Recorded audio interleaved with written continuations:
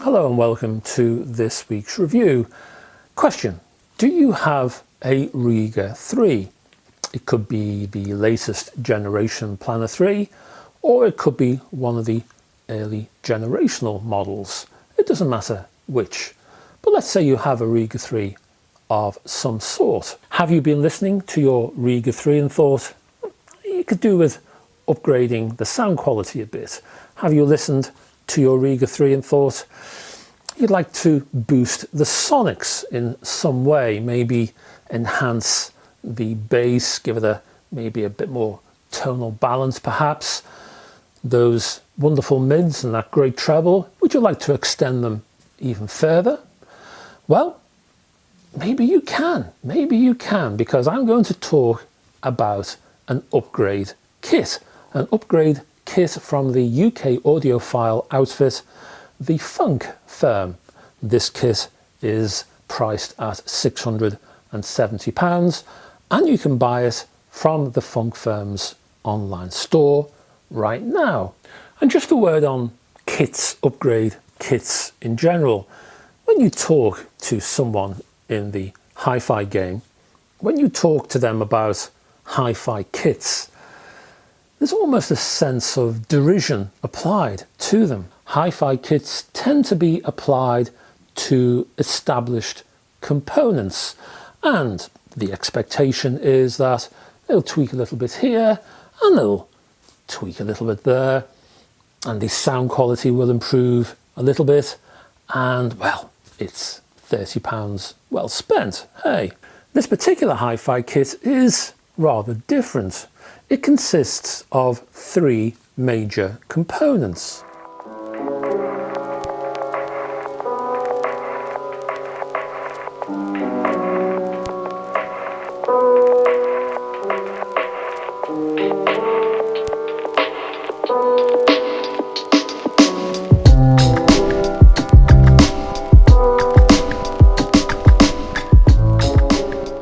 The parts begin with a set of isolation feet called boing.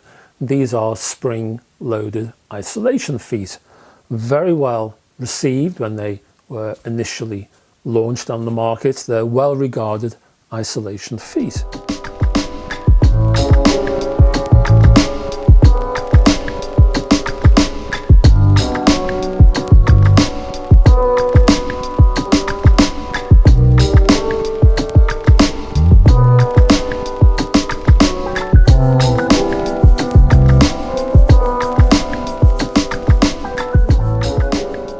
The platter, the Acromat, is one of the best platter mats you can buy for a turntable.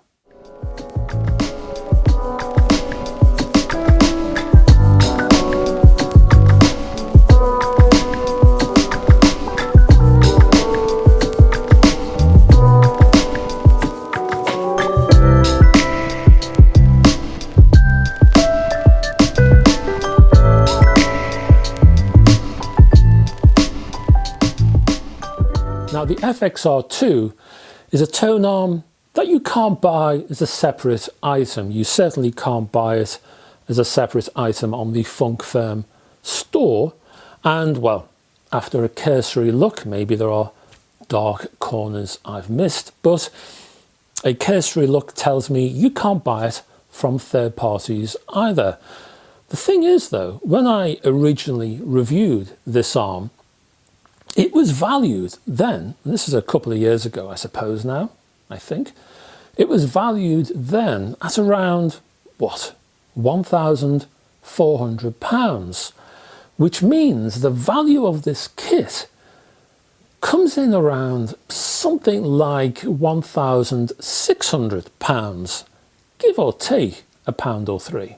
Now the price of this kit is £670. So you're paying £670 for £1,600 worth of hi-fi components. And let me add that the value I've just placed on the tone arm, as far as I'm concerned, still stands. This is still, it remains a quality tone arm, and I would be happy right now to pay £1,400 for this tone arm. It's that good. So how do you install this kit? Well, it's all relatively straightforward. The easiest part is the platter mat.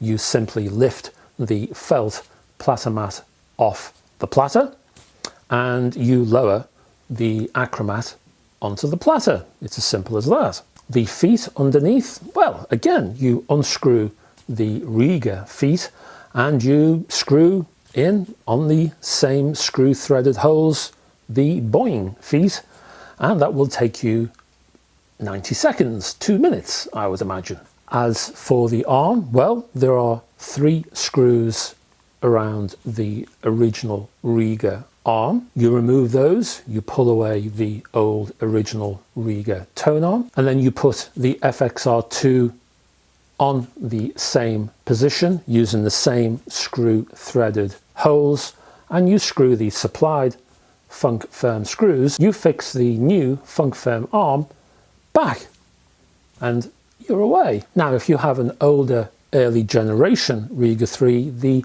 screw holes will be in a slightly different place, but if you put the Funk Firm tone arm on the platter over the same hole where the tone arm goes, then you just screw the arm in position, make 3 new holes, screw the arm down, and you're done. It's actually one of the easiest DIY hi-fi kit operations I've seen on the market. Now the FXR tone arm, whether you're talking 1 or 2, the FXR tone arm in itself is an intriguing design because the FXR in itself is an upgrade of an older Rega arm, the Rb300. And what Funk Firm has done has replaced some of Rega's components with its own components. So you'll get a new vertical column and a new bearing from Funk Firm. There's also a thinner and stiffer arm tube supplied by Funk Firm for the arm. The arm itself, I hasten to add, comes fully complete. You don't have to mess about or add any other components. It's a finished item. It's just there. You don't have to change anything or swap anything around. This is a finished Funk Firm item. Oh, and I forgot to add, within the actual tube, there's a sort of spine which acts as a strengthener in the shape of a cross, which actually runs the length of this tube, and that adds strength. At the end of the arm is a rather minimalist head shell, and the point of the very thin arm tube and the minimalist head shell itself is to, well, dump energy. What you don't want in a tube, in an arm, on a turntable, is energy hanging around, because that energy will cause vibration, and the vibration will cause noise, and that noise will start to veil detail. So the improvements that Funk Firm has done for this Rega arm improves actual final detail.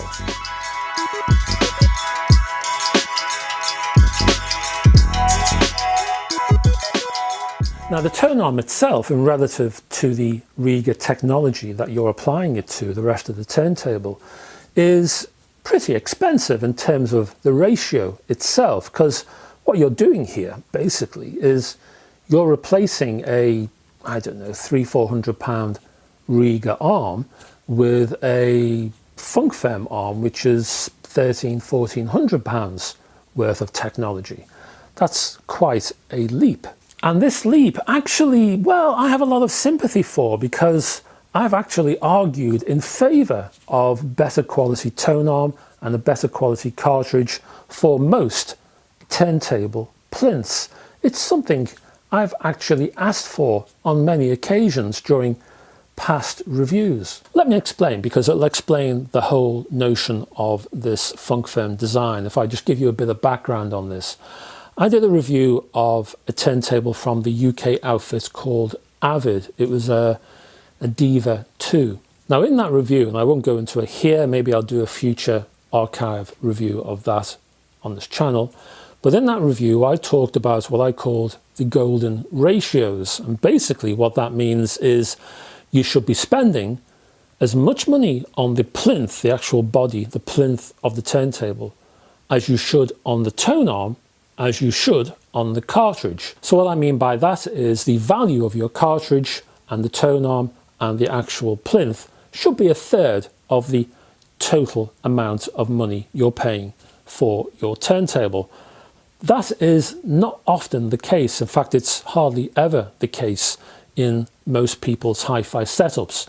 It's hardly the case during most magazine reviews. You'll normally see a very expensive plinth with a far less expensive tone arm and almost like a budget cartridge half the time I've seen anyway. That's not the way I would do things. I would share the load. Now that price breakdown is fine if you're on a tight budget and it's good to get you going, but what you really want to aim for is to increase the value of the tone arm and increase the value of the cartridge. So the plinth, the tone arm and the cartridge are literally a third of the value of your total budget. So if you're looking at a £1,500 turntable, the plinth and the platter should be £500 of that. The tone arm should also be worth £500 and the cartridge should be worth £500. So in effect, I'm advocating a rule of thirds, I suppose you could say. Thing is though, with this upgrade kit, the rule of thirds, well, that's pushed to the extreme.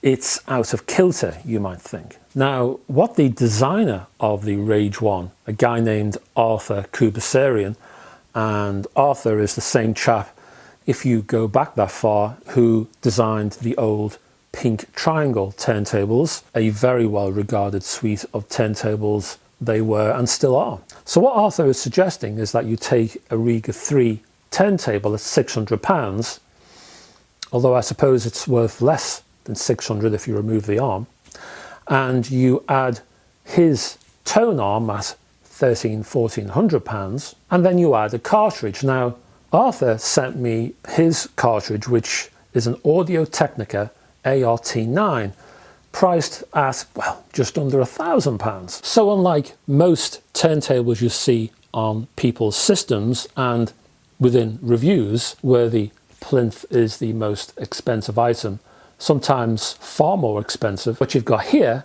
is a plinth which is the most cheapest part of the entire turntable.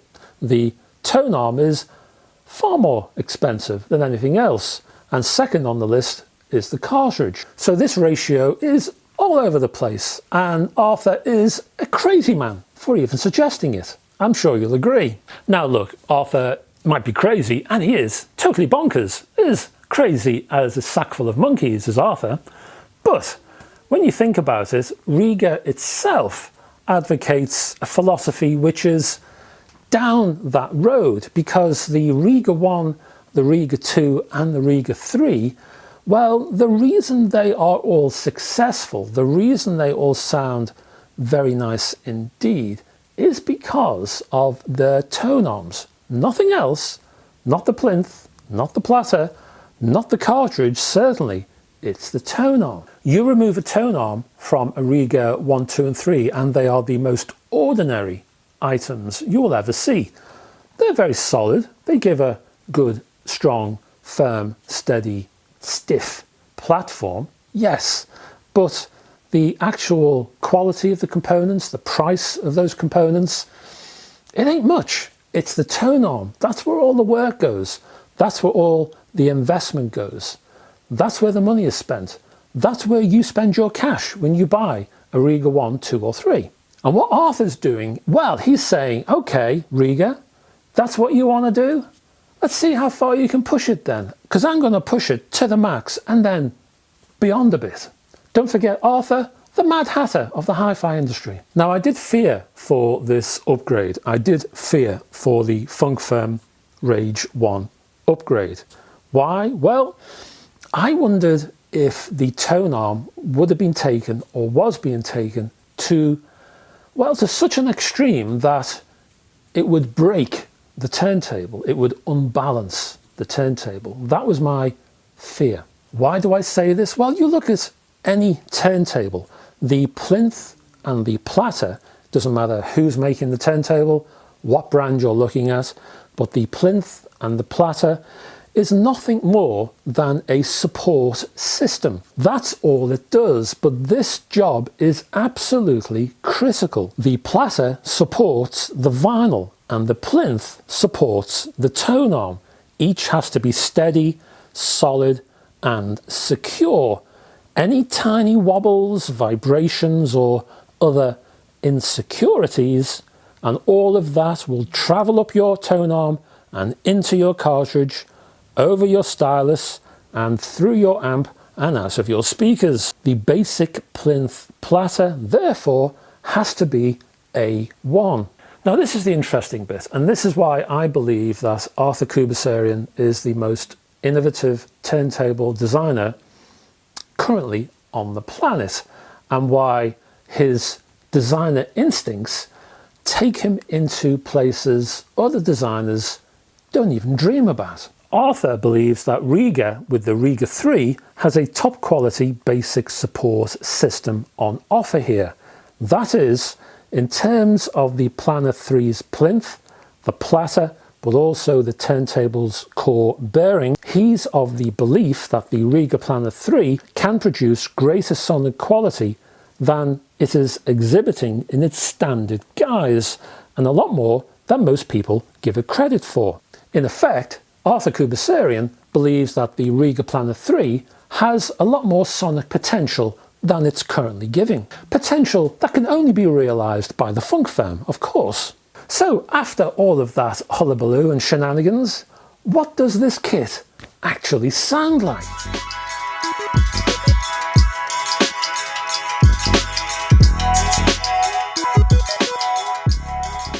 Now, to begin, I compared the Rage 1 with a standard Rega 3. Now, on the face of it, it seems like a crazy test, doesn't it, when you compare the eventual price points from each package.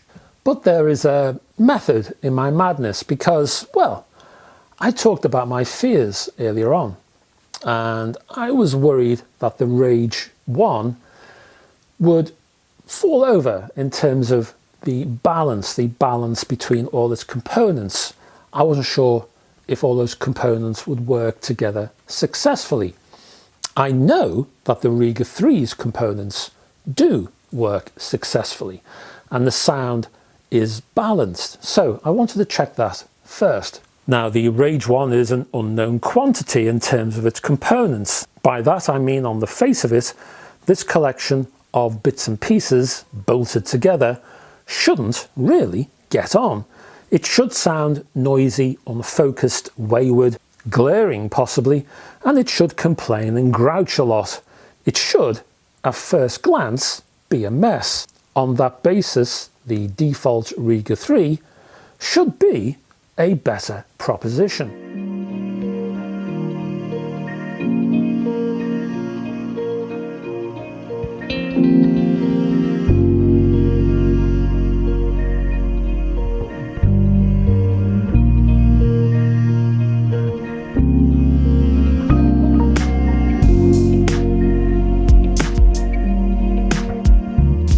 I started with a little bit of Nina Simone. I wanted her voice and her piano. I wanted a big, resonant and rather chaotic instrument to test both of these turntable setups. The track is called Who Am I? It's from the RCA LP, Nina Simone and Piano. This is a reissued album of voice and piano from Germany's Audiophile label, Speaker's Corner. Now, after listening to the track for a while in terms of sound from the new kit, it was pretty obvious that the Rage 1 does indeed sound balanced. During this track, which was, as I say, a real challenge with Simone's almost avant vocal presentation and as I say, the rather chaotic nature of her piano, the Rage 1 tracked each and every note without losing control,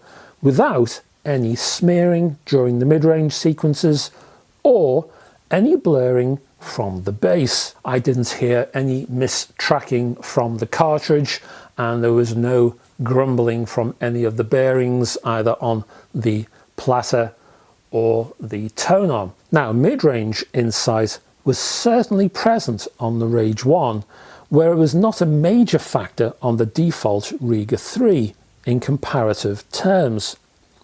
Take the gamut of subtle sounds from a hard struck piano key hitting the piano chassis, for example. You can sometimes hear this effect on recorded music. It sits behind the music, as it were. That resonance was beautifully produced by the Rage 1. The smooth transition from Simone's almost talky lyric sequence into a gentle vibrato, that was another notable effect of the Rage 1. The resonant, lingering bass tones from the piano, that was also another impressive suite of sounds from the Rage 1. All of these effects didn't exist on the default Rega 3.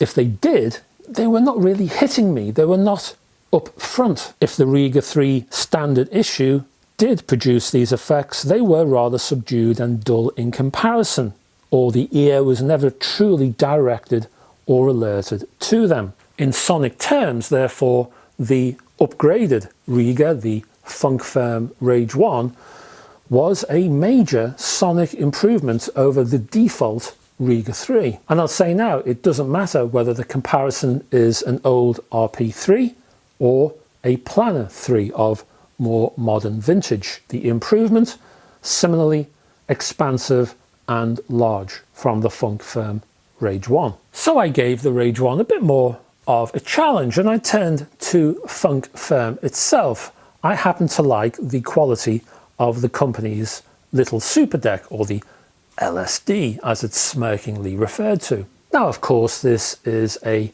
high-end deck and it's made from scratch to do a high-end job. So how did the Rage 1, a sort of a lash up in comparison, how did the Rage 1 cope?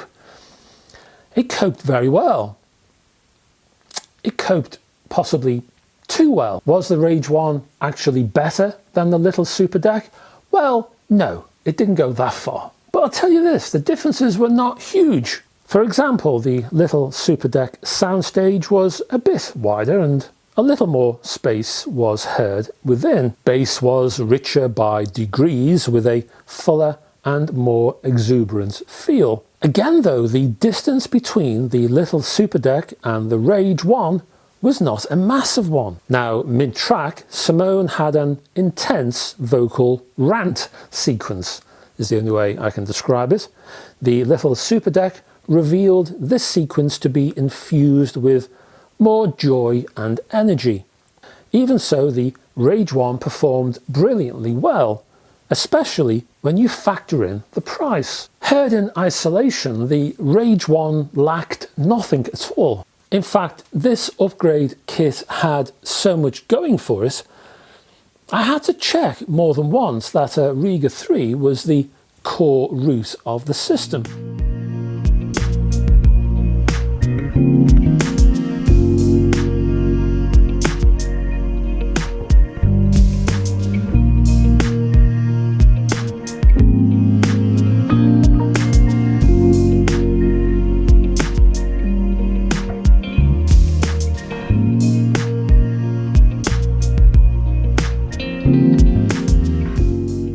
I then turned to more dynamic fur and tubeway armies.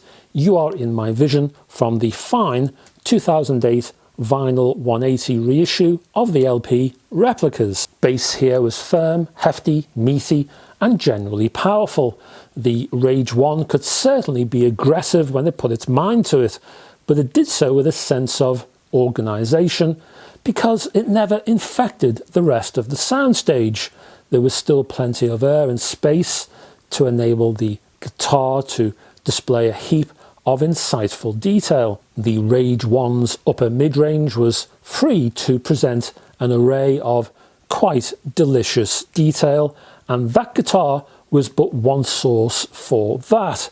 The analog synths were also full of texture, but there was enough air in between each to enable a sense of layering to enrich the entire track. That air also provided a vehicle for reverb tails to add a sense of atmosphere, ambience and mood. Frankly, the Rage 1 screamed quality in sound terms. It produced the sort of sound output I've never ever heard in any other upgrade kit I've ever listened to. You know, when I first did this actual review, I had to shake my head and quietly laugh to myself. Why was that? Well, no one that I know would be brave enough or innovative enough or, as I've already said, mad enough to do this in the first place. The only person I know who would risk it is Arthur Kubasarian. The man is a maverick. The Rage 1 upgrade kit from the Funk firm is a break from staid practices you normally see in the hi-fi industry. It's a complete breath of fresh air. It's a move away from the bland designs you might see, the overly safe production philosophies. What Arthur tends to do is not only think out of the box, but to do so while orbiting the planet. The Rage 1 turns the concept of the turntable on its head. It changes the dynamic. It rewrites the entire notion of what a turntable actually is and how it should be viewed. In those terms, this turntable upgrade kit, the turntable it actually produces, in those terms, it is quietly revolutionary.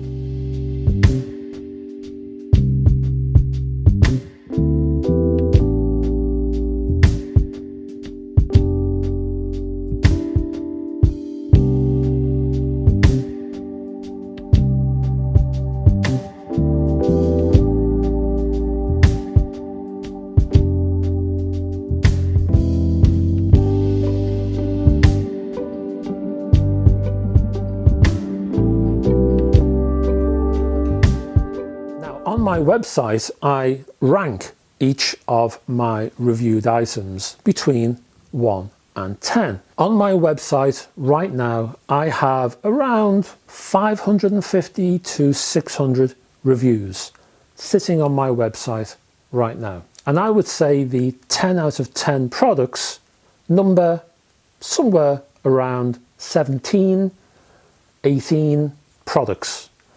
This Rage 1 from Funk Firm is one of them. That's how good this is. That's how good Arthur is. The man from Pink Triangle strikes again.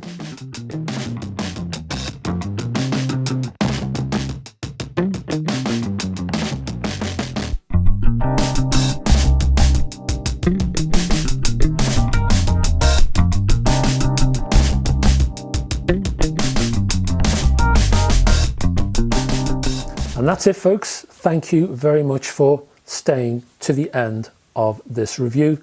Hope you enjoyed it, and I'll be back next time with another review, of course. Before you go, if you could do me a favor and click on the like and subscribe button if you haven't done so already, I'd really appreciate that.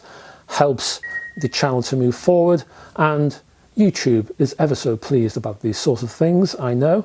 Also check the description for lots of links to my social media accounts and my website, which I mentioned a second ago, and also my Patreon page, which has unique editorial and videos for you to check out. And Patreon helps to keep me going and supports this channel, of course. Now, as I say, I'll be back next week with another video. Hope you can join me. Love to have your company. Until that time, bye bye for now.